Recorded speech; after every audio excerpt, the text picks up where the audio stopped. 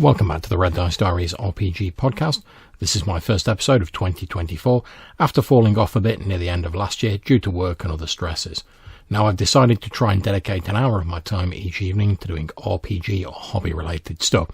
I'm not saying I'll manage it each night without fail, but I thought an hour is nice and manageable, and hopefully it'll allow me to get episodes out more regularly, and also mean that I'm not always running behind when it comes to planning out my game sessions, which has been something of a problem for me, particularly towards the end of 2023. All of which is a handy segue to talk about my plans for this year, and to launch into talking about, whilst I'm unofficially referring to this year in my RPG hobbying as the Year of the Hammer.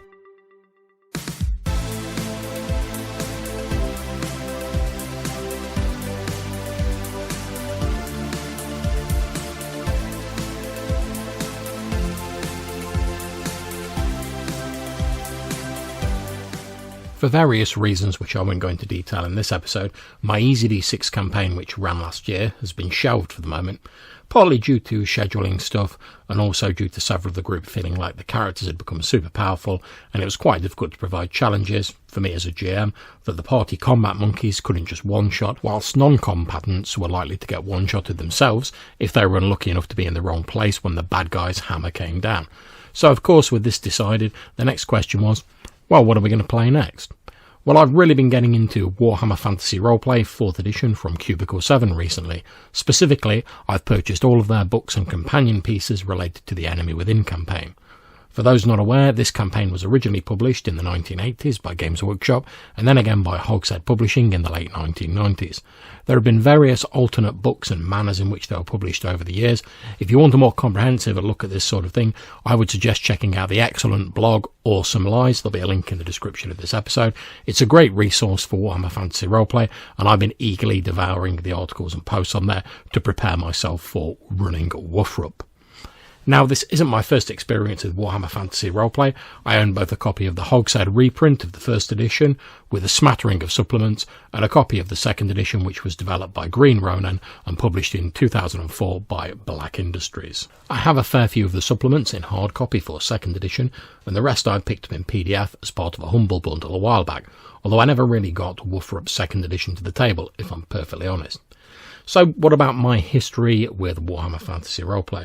Well, like a lot of people, certainly in the UK, and I suspect in the world at large, I got into wargaming when I was in my teens, in particular those created by Games Workshop, with Warhammer Fantasy Battle being one of our favourites.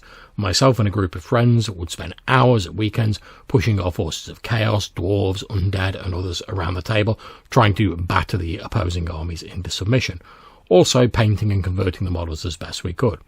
We even went to a few of the tournaments held at the Games Workshop HQ back in the day, and one thing that became progressively more clear to me with each tournament that we went to was that I was enjoying painting and coming up with a background for my armies far more than I was enjoying the actual wargame itself.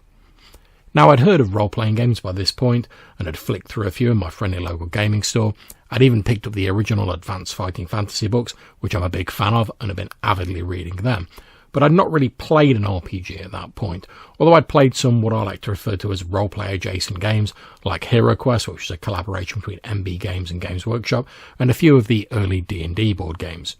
Whenever I'd broached the subject of trying out an RPG with my friends, the idea had been met with cautious disinterest. It seemed odd at the time to us, the idea of playing a single character and working collaboratively against monsters and NPCs played by the GM, rather than controlling massive armies and trying to thrash each other on the green felt sheets of battle. When I stumbled across a copy of Woofrup First Edition in my local gaming store, it seemed as though the gods of chaos had finally answered my prayers. After all, we were all big fans of the background and various fans of the Warhammer fantasy world. Perhaps here was a game that would allow us to make the leap from mass battles to RPGs. Of course, as with all the best laid plans, it didn't really work out like that, and after a brief campaign involving my younger brother and a couple of friends, one sadly no longer with us, everyone wanted to dive back into the mass battles and war games, seeing the RPG as little more than an interesting diversion. Not me though. As the person who had been GMing the game, after all, as was often the case back in those days, I was the one with the book, so I was the GM. I'd had a glimpse of something that appealed to me far more than the mass ranks of elven and goblin spearmen in Warhammer Fantasy Battle. I didn't jump straight into becoming a forever GM for RPGs, of course. This was in the pre-internet days and there wasn't exactly a bustle the small town where I live. Or if there was, I wasn't aware of it. So I spent a long time trying to prop up my flagging interest in war games, since playing them with my friends was still fun and was better than doing nothing. However, it hadn't really compared to the enjoyment I'd gotten from running the Olden Halo contract, which was a small sample adventure from the back of the first edition of Warhammer Fantasy Roleplay. Still, it will be a few years before I properly jumped into RPGs and bid a fond farewell to wargaming. Although, to be honest, even today I've still got a shed load of miniatures languishing on my shelves at home. However, I'd started to hear about this nigh mythical kind of campaign for Warhammer Fantasy Roleplay that had received an awful lot of praise, and it was called The Enemy Within. But I either never saw the books or didn't have the money to buy them at the time. Years later, I would have the opportunity to play through the first part of the campaign when Sean Connors ran it online for a small group, some of which became great friends and I hope to lure into my own future campaign of Wolfrub. I started off playing a gruff dwarven troll slayer because why wouldn't you? Suffice to say, we didn't do great in the first section, and the resulting chaos ritual flooded the town with demons, leading to my character helping the rest of the party escape, then turning and heading back to the town, determining to salve his great disgrace and die a worthy death fighting the chaos spawn that now ran rampant through the city. I played a couple of other characters, but we didn't really get far into the second part of the campaign before the game sadly folded. Still, it's one of the games I remember most fondly and was one of my first experiences of playing online. So if we jump closer to the present, I was vaguely aware that Cubicle 7 had released a 4th edition of Warhammer Fantasy Roleplay and were planning to release a series of books that they referred to as a director's cut of The Enemy Within. I didn't really look into it since I hadn't played 1st edition for ages, and I never even got 2nd edition to the table, as I was saying. I knew there'd been a 3rd edition as well, but when I briefly looked into it, it looked quite board gamey with lots of components, and that had put me off. However, I read a few reviews of the 4th edition, and it seemed to have moved the game back to more towards its 1st edition and 2nd edition roots, with most of the reviews being largely positive. Still, I didn't pick up a copy at that point.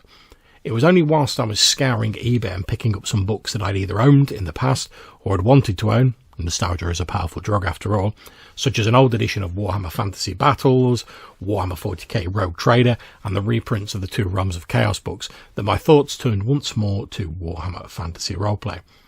At this point, I stumbled across a series of videos on a YouTube channel called Zygmunt Thotep, again link in the description down below, where the author of the channel created a character for each edition of Wolfrub and chatted about the differences between the various editions.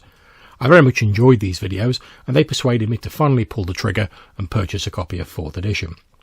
And having done that, and always having wanted a copy of The Enemy Within, I decided to buy the first book in the series, titled Enemy in Shadows, which was the part of the story I was familiar with, and also I bought the accompanying companion book that gave extra background information and material to expand the game.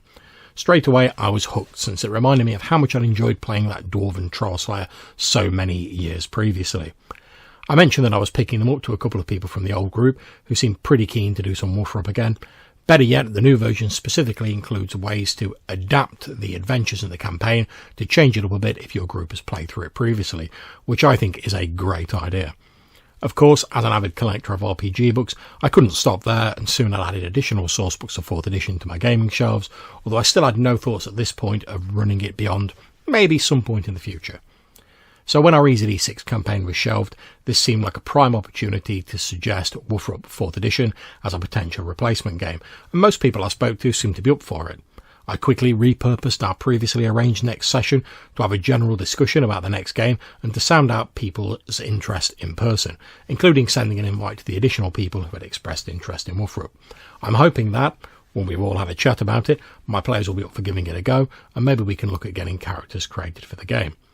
I'm aware, thanks to the excellent guides and tips from the Awesome Lies blog, that running The Enemy Within is a fairly mammoth undertaking, and it's been a long while since I've run a published campaign that wasn't a sandbox, so it will definitely be a challenge for me as a GM, especially since I'll have to get myself up to speed on the current version of the rules. I've already let my players know that I'll probably need a month or two's prep before we get started, but I'm hopeful we can get a decent campaign out of it, even if we don't end up getting all the way through the whole thing.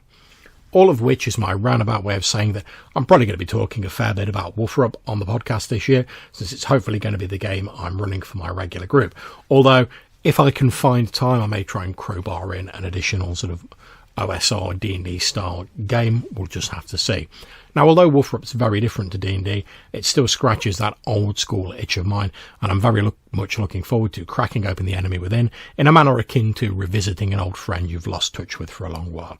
I hope you find future episodes interesting, and if you've got any suggestions or would like to tell me about your own experiences with Warhammer Fantasy Roleplay, or any other grim, dark fantasy or old school games, I'd love to hear from you, and there's details in the description on how you can get in touch. So until I see you again, take care, stay safe, and whatever you're playing, have fun.